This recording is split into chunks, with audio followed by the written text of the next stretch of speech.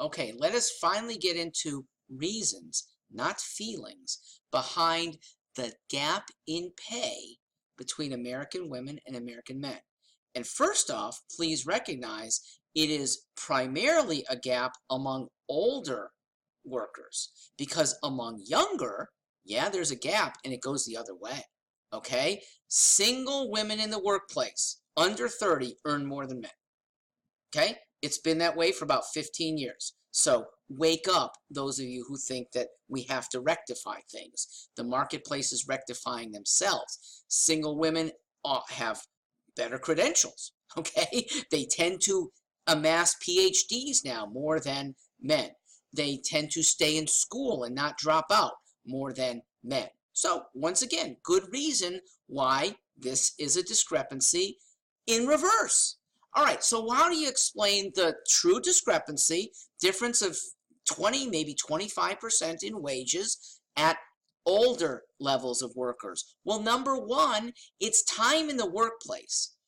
Women have the sublime circumstance of being able to give birth and nurture a child that men can't do, okay? And so, the time away from the workplace counts in wage against them. It's immeasurable how much wonderful feelings they have that men can't get. But since we're measuring wages, we do it based on experience in the workplace. Now, that might be an unfair criterion, and some workplaces measure by productivity. And here, women can way outdo men if they're allowed to multitask and put that into either saving money or making more money for the company. They get paid more. But given the long-standing seniority tends to matter, and men have more time to be senior, it's not surprising that their wages deservedly are higher, and it's not based on sex. Single women who don't take time out, their earnings are almost the same, 98% of men's earnings. Now, they also don't account for the distinction in professions. Men are into the sciences a lot more than women. That's changing, but those who started in college in the 70s and 80s and now they're seasoned in the workplace, they've had a lot more earning power because the sciences pay more than most humanities-related things. Please don't try to change preferences. Women may have preferences long-standing for being teachers, being caregivers, being office assistants, and not being the persons on the front line of an office that end up getting paid more, or in dangerous professions that men kind of want to get into. Okay, it's no coincidence that there are very few firefighters who are female, and it's not discrimination that keeps them out. The choice of profession is a big deal in the discrepancy in earnings. Now, here's another.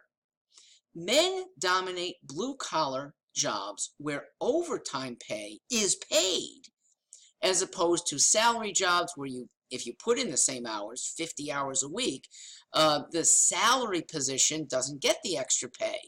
And women have more of those jobs. Men have the blue collar and see their pay higher. Men have more time to devote. They don't have to be home to feed the kids by 6 o'clock, and they can put in that overtime. Now, here's the reasons that progressives don't really like to hear, but listen up anyway. It is possible that men and women are different in their willingness to take an offer and not negotiate for a better one. Women are accustomed and often rewarded more for getting along. Long run, it might work out better for them. Men, he knifed me. I'm going to show him that boss. I'm going to leave. And maybe the guy who leaves and is venturesome gets rewarded in the next job with an even higher salary. That is a male nature thing by and large. There are certainly exceptions, but it probably does cause men to be able to negotiate for a higher salary a little more easily than women. Now, here's the thing that absolutely gives them more leverage. They don't have single motherhood.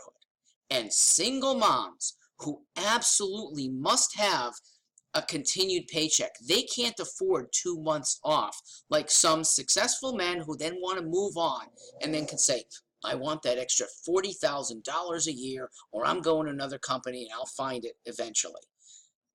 They can move on. They don't have kids to feed that night.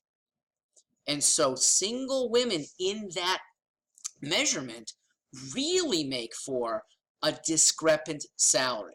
And I do think that is one area where legislation might be reasonable. I still think people can be helped outside of government, and single women can have aid clinics and legal representation that might be low cost or no cost to help them with their negotiating. You don't need a Paycheck Fairness Act to do that.